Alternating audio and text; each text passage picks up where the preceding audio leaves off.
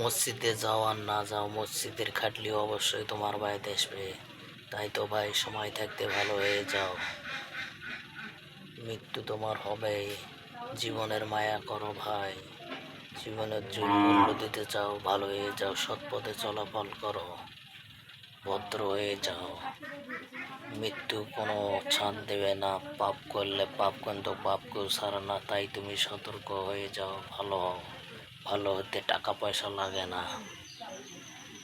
তাই তো মসজিদের দিকে রওনা হও, 5 ওয়াক্ত নামাজ পড়ো, 5 ওয়াক্ত আল্লাহর ইবাদত করো।